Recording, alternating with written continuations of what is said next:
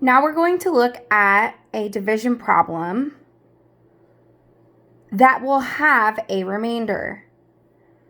So we're going to use the same strategy that we did in the first video I posted that had no remainders.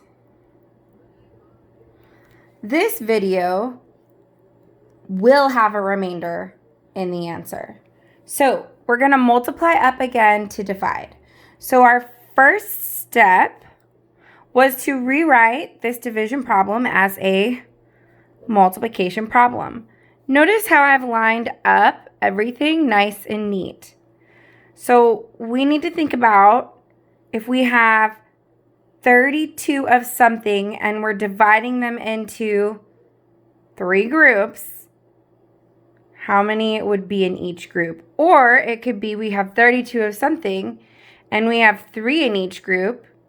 How many groups are there? So I can rewrite this problem as 3 times blank equals 32. Remember, again, this is a fact family. So I used, for my first step, I turn into multiplication problem. My next step now is to start multiplying 3 by some numbers that I know will get me close to 32. So let's think. What could I multiply 3 by that would get me close to 32 without going over? So this is step 2. We're going to start now multiplying up. We're multiplying up to get to this number.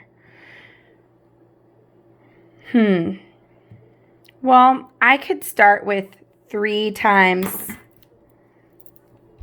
2, which I know is 6. And I could keep doing this until I get really close to 32. But that would be a lot of work. Is there any larger friendly number that I could multiply 3 by to get me close to 32? Let's think about some of our landmark numbers. Can we use any landmark numbers? Let's see. Some landmark numbers are 5, 10, 20, 25. These are landmark numbers because they are friendly numbers. We also have larger landmark numbers like 100, 50. So landmark numbers are typically numbers that end in 5 or 0. And they're also friendly and easy to work with. So out of these numbers, which one could we plug in here and multiply 3 by to get us close to 30? I see one.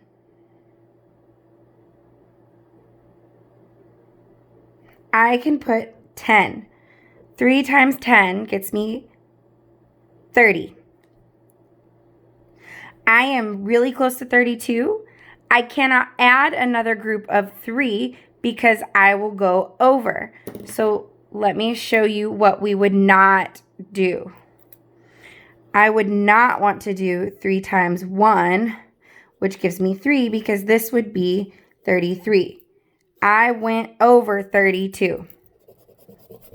Your goal is to stay under 32.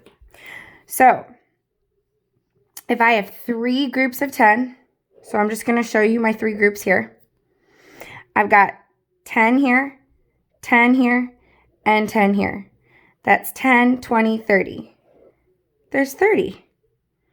But remember, we started with 32, so there are 2 left over. This is 30 here, and then 31 and 32. So I have 10 in each group, but I need to remember that I have 2 remainder 2 left over. So I can show my answer like this. 10, remainder 2. 10 in each group with 2 left over.